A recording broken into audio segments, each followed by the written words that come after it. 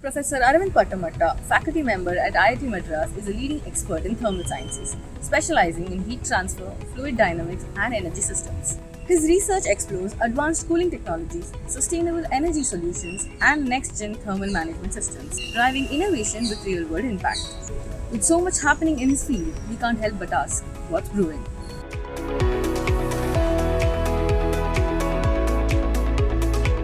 Very good afternoon to all the viewers. So my name is Professor Arvind Pattamatta. I work as a professor in the Department of Mechanical Engineering at IIT Madras. And the research group that in which I am heading is called the Multi-Scale Thermal Transport Research Laboratory. So the main focus of our lab is to look at heat transfer and fluid flow in multiple length scales and time scales. So that is why we named this lab as a multi-scale thermal transport research lab. So in the sense we look at flow and heat transport at very small scales of the order of nanoscales and microns to as large as millimeter and centimeter. These are the conventional length scales. And mostly, although we do fundamental studies in this particular lab related to systems in the multi-scale regime, so we are also looking at applications. Some of the applications that we are studying right now are primarily the thermal management of electronic devices. So, for example, how do we effectively cool electronic chips, CPUs and GPUs and so on.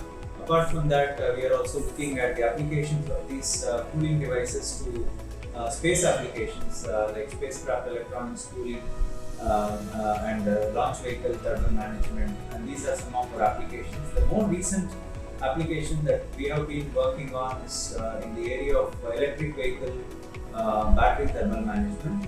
So electric vehicles, as you all know, are increasingly becoming in demand, especially in countries like India and South Asia.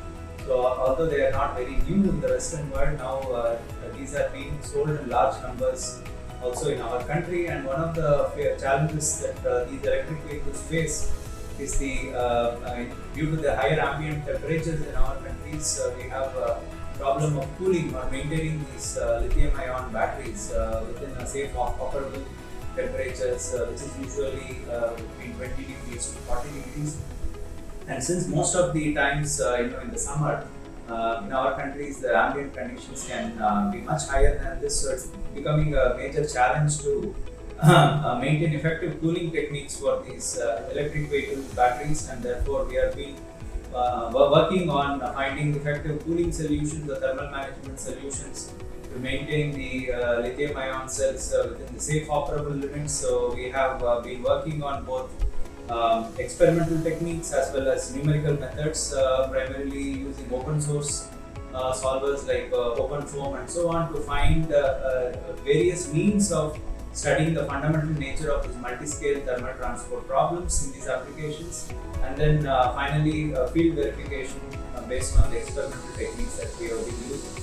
So we have used some state-of-the-art non-invasive temperature measurement techniques such as using infrared thermography for our thermal characterization, mainly because they are not only advanced to the point that we can get very accurate temperature data, but also they give a complete field data which are absent of conventional measurement techniques using thermocouples and so on.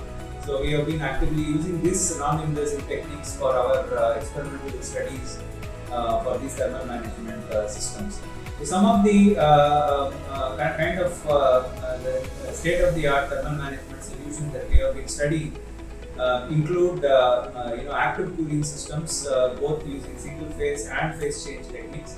So what we mean by single phase and phase change is when we use either air or liquid and we do not change the phase of this particular cooling system, then we call this a single phase cooling technique.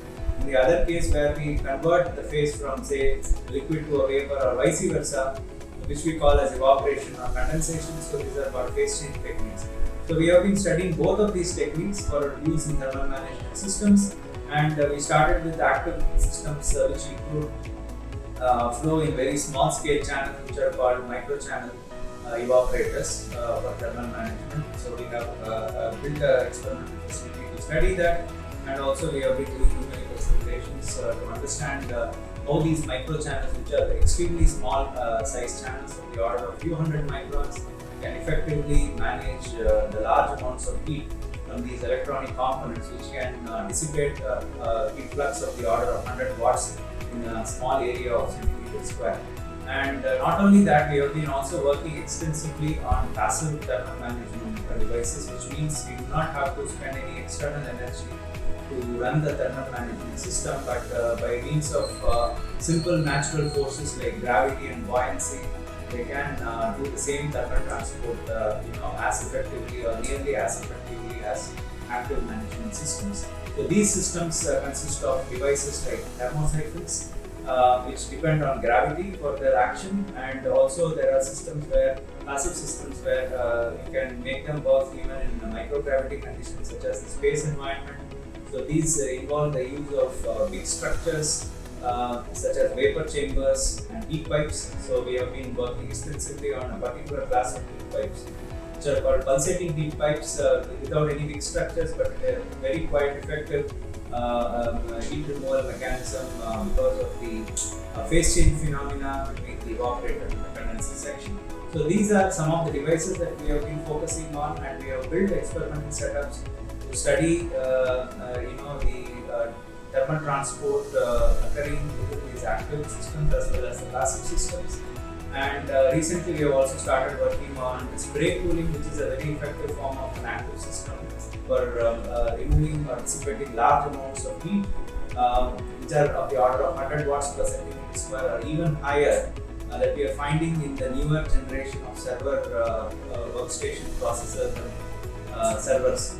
Apart from that, now we have been increasingly looking at challenges in the thermal management that we face when we deal with the electric vehicle batteries, especially the lithium-ion batteries, which need a safe operating range of 20 to 40 degrees. So we have a in-house setup to study the battery cooling systems that we have designed, and we also have a battery charging discharging unit which can be used to actually simulate the realistic conditions that we encountered in an electric vehicle for different charging and different discharging cycles, and see how the heat that is dissipated from the cell can be effectively managed.